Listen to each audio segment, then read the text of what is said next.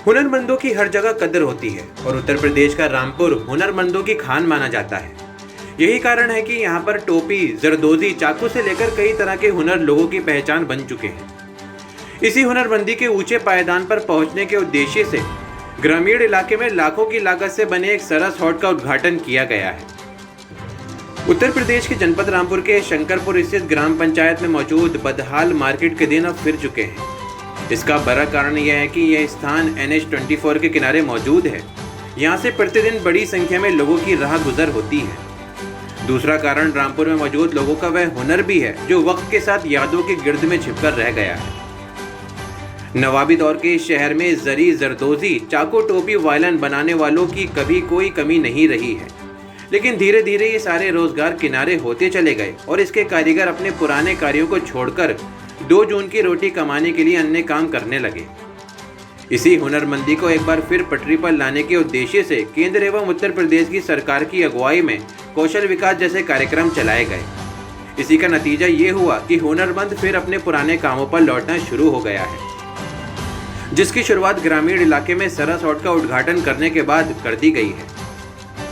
जनपद रामपुर के शंकरपुर स्थित ग्राम सभा की पुरानी मार्केट में 48 लाख रुपए की लागत से सरस हॉट की शुरुआत की गई है। राज्य मंत्री बलदेव सिंह औलख, सांसद घनश्याम सिंह लोधी एवं मुरादाबाद मंडल कमिश्नर आंजनेय कुमार सिंह के द्वारा जिले के आला अधिकारियों एवं प्रतिनिधियों की मौजूदगी में फीता काटकर प्रदेश के पहले सरस हॉट की शुरुआत की गई है।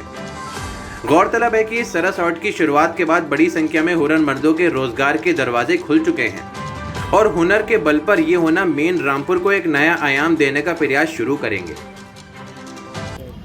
देखिए, सरस हाट प्लान किया था।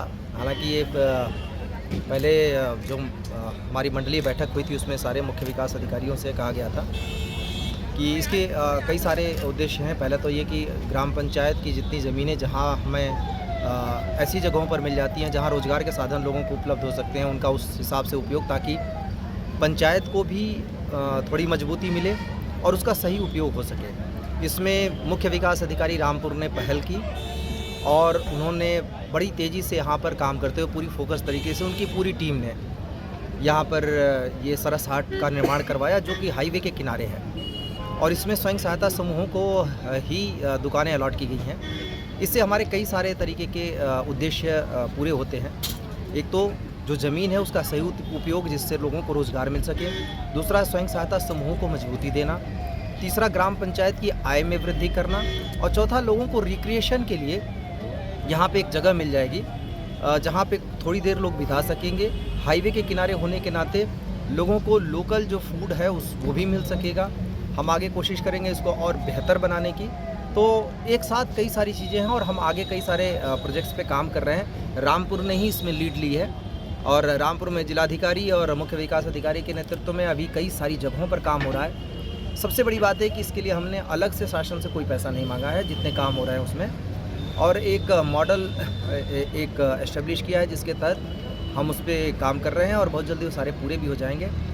तो ये उम्मीद है कि बहुत सारे लोगों को इसमें रोज़गार भी हम दे सकते हैं और ये पंचायतों को खुद अपने पैरों पर खड़ा करने, अपने सेल्फ सस्टेन्ड होने की दिशा में एक बहुत बड़ा कदम है। सर, तकरीबन कितने लोगों से क्या इसके लिए मैसेज है कि इसको जिस तरह से सरकार ने पहुंचा? देखिए, लोगों से बस इतना ही है, सरकारी ज़मीनों पर लोग कब्जा करने के बजाय उसको सबके उपयोग में ले आने के लिए कटिबद्ध हों। ग्राम पंचायतें, खासतौर से ग्राम प्रधान जितने हैं, यहाँ पे ब्लॉक प्रमुख ने बहुत अच्छा रोल प्ले किया। ब्लॉक प्रमुख, ये हमारे पास इतने संसाधन होते हैं जिनसे हम इस तरीके की बहुत सारी सुविधाएं क्रिएट कर सकते हैं। गांव में अगर हमेशा ये सोचेंगे कि गांव की हर एक समस्या का समाधान गवर्नमेंट के फंड से हो तो बहुत लंबे समय तक के लिए पॉसिबल नहीं है। इसके लिए गांव को खुद अपनी आय अर्जित करनी पड़ेगी, ताकि उनके छोटे मोटे काम जितने सारे हैं, चाहे वो गंदगी का हो, वो रोड हो रोड पे काम हो, या फिर पानी जमाव की समस्या हो, बहुत सारी चीज़ें वो खुद ही गांव को सॉल्व करनी चाहिए। बड़े बड़े इश्यूज़ पर सरकार ज़रूर काम कर रही है, लेकिन गांव जब तक खुद ही अपने आय का साधन नहीं इकट्ठा करेंगे, तब तक हर एक गांव के लिए मुश्किल होगा कि हम वो अपने सभी जितनी समस्याएं उससे तुरंत निपट सकें। सर, तकरीबन कितने लाख रुपए की लागत से ये बनके तैयार हुआ है सरस हाट, क्योंकि प्रदेश का पहला सरस हाट है? देखिए इसमें हमने इसमें टोटल जो लागत अभी बताई मुख्य विकास अधिकारी ने 30 लाख की लागत लगी है।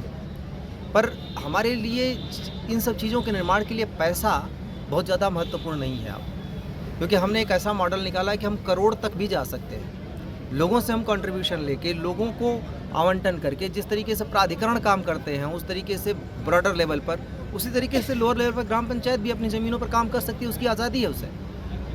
बस दिक्कत ये है कि वो सारी चीज़ों के बारे में ज्ञान न होने की वजह से समस्याएं उत्पन्न हो रही हैं। दूसरा, अभी हमें हैंड हेल्डिंग करनी पड़ेगी, एक ट्रेनिंग देनी पड़ेगी ग्राम पंचायत को, ग्राम पंचायत में काम करने वाले लोगों को, ब्लॉक के लेवल पर, कि हम किस तरीके से जो हमारे संसाधन है उसका सही उपयोग करें, जिससे और ज़्यादा आय अर्जन करने की तरफ हम आगे कदम बढ़ाएं। शुरुआत हुई है तो निश्चित रूप से और बेहतर और भी चीज़ें आएंगी। ठीक है।